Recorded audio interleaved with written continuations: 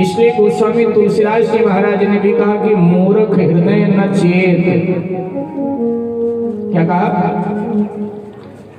ये रामायण की भक्ति पढ़ी होगी, आप सबने सुनी होगी। लंका कांड में गोस्वामी जी लिखते कि मूर्ख हृदय न चेत, जो गुरु मिले ही विरंचिशम। ब्रह्मा जी ही उसके गुरु क्यों ना बन जाए, लेकिन मूर्ख को समझाना मुश्किल। वो मूर्खता से बाज नहीं आता। अच्छा, एक और बात है, मूर्ख अपने आप को मूर्ख मानता भी नहीं। मूर्ख अपने को मूर्ख स्वीकार कर ले, बस वहीं से समझदारी प्रारंभ हो जाती है। लेकिन कारण यह है ना कि दूसरे का धन और अपनी अकल सबको ज्यादा लगती है। दूसरे का धन ज्यादा लगता है और अपनी अकल भी ज्यादा लगती है। एक घटना याद आई, हमारे महात्मा लोग सुनाते हैं। एक गांव में दो सगे भाई रहते थे। माता पिता मर गए थे, दो सगे भाई। अब बड़े वाला भाई तो बहुत समझदार, बुद्धिमान, उसका दिमाग ऐसे चलता था जैसे कंप्यूटर। लेकिन जो छोटा भाई था वो महामूर्ख था। हुआ क्या कि बड़े भाई का विवाह हो गया था। पत्नी उसकी आई थी विवाहित होकर, और अब अपने मायके अपने नैहर गई थी। जाते नहीं आने के बाद में, फिर पंजाबी में कहते हैं फेरा डालने गई है, तो मायके फेरा डालने के लिए गई थी। अब समय जो पंडित जी ने मुहूर्त निकाला था वो आ गया, क्योंकि पंडित जी ने मुहूर्त निकाला था इस तिथि में जाए और इस तिथि में वापस आ जाए, तो मुहूर्त आ गया।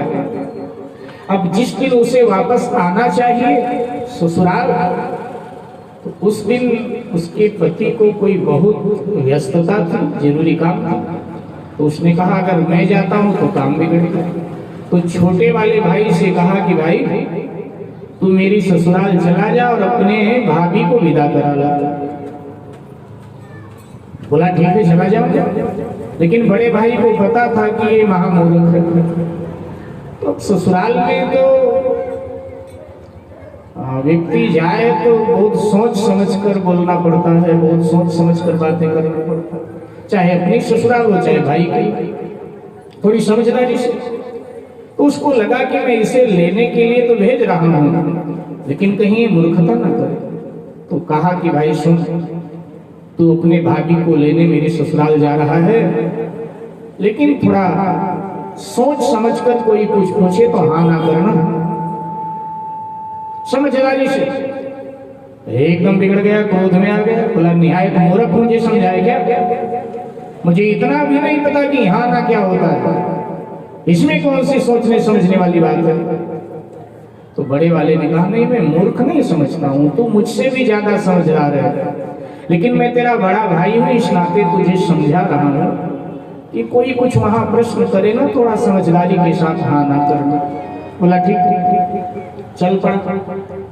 लेकिन रास्ते में इसने विचार किया कि भाई मेरा बड़ा भाई कह रहा था वहां कोई प्रश्न करे तो थोड़ा सोच समझ के हाँ ना करना, तो हाँ ना में कोई बड़ी बात तो जरूर है। तभी तो भाई ऐसा कह रहा था, आखिर पढ़ा लिखा है मेरा बड़ा भाई, मैं तो पढ़ा लिखा हूं।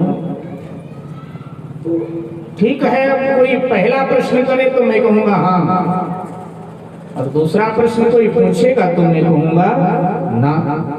और ये विचार करता करता पैदल यात्रा उन दिनों होती थी, विचार करता करता भाई के ससुराल पहुंच गए। ससुर जी बरामदे में बैठे थे बाहर, देखा कि दामाद जी का भाई आ रहा है। एकदम उठकर खड़े हुए, आओ आओ भैया बैठो, प्रणाम किया, बैठो। अब आदमी प्रणाम के बाद बैठता है तो पहले हालचाल ही होता है, जलपान तो बाद में होता है, गांव में खास करके पहले हालचाल होता है।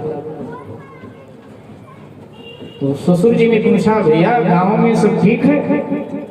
बोला हाँ। क्योंकि प्रतिज्ञा करके गया था पहले प्रश्न के उत्तर में हाँ ही कहूंगा और दूसरे प्रश्न के उत्तर में ना कहूंगा। तो जैसे कहा कि जी गांव में सब ठीक है, बोला हाँ। तो अगला प्रश्न ससुर जी ने किया कि तुम्हारे भाई साहब भी ठीक है, बोला ना। तो थोड़ा सा वो चौंके, अरे भाई दामाद भी बेटे बराबर होता है ना, थोड़ी चिंता हुई, थोड़ा चौंके। तो क्या बीमार है, कुछ दवा लिया, बोला ना। तो क्या बीमार है, बोला हाँ। तो कुछ दवा लिया, बोला ना। तो फिर ससुर जी ने पूछा क्या ज्यादा बीमार है, बोला हाँ। तो अब पसीना आ गया ससुर जी, यही मौसम था। ऐसे ही ठिठुरती सर्दी थी, लेकिन ठिठुरती सर्दी में ससुर जी को पसीना आ गया। माथे से पसीना पोंछते हुए पूछा बचने की आशा है, बोला ना। तो इतने भयानक बीमार हैं, बोला हाँ। रोते हुए ससुर जी ने पूछा अभी जिंदा तो है, बोला ना। और जैसे कहा ना तो ससुर जी ने सर पटक के जोर से रोना चालू किया। और जब ससुर जी जोर से रोना चालू किया तो सब परिवार के लोग आ गए, मोहल्ले वाले आ गए, सब जोर जोर से रोने कि भाई ये क्या हुआ, बेटी के ब्याह को तो 15 दिन भी नहीं हुए, क्या विधाता ने भाग्य में लिखा था, क्या हुआ क्या।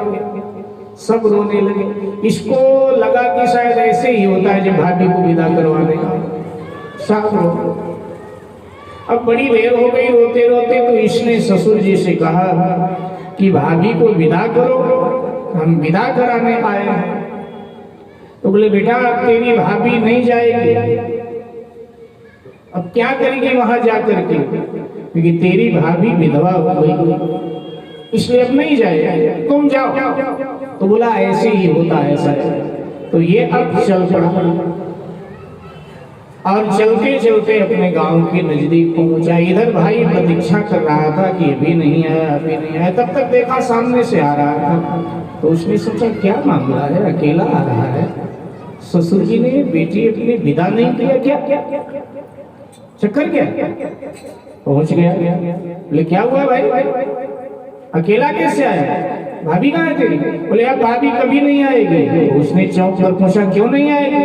बोले भाभी अब विधवा हो गई, अब नहीं आएगी। उसने कहा अरे ऐसे कैसे विधवा हो गई, अरे मैं जिंदा बैठा हूँ, भाभी तेरी विधवा कैसे हो गई। बोला जब बुआ विधवा हुई थी तब भी तो तुम बैठे थे। इतने में तो देखा कि सामने से ससुराल वाले भी सब रोते हुए आ रहे थे। वो थोड़ा पहले निकला, वो बाद में निकले, साथ रोते चिल्लाते आ रहे थे। ये समझ गया कि भाई ने कोई बहुत बड़ी मूर्खता कर दिया है। तो कई बार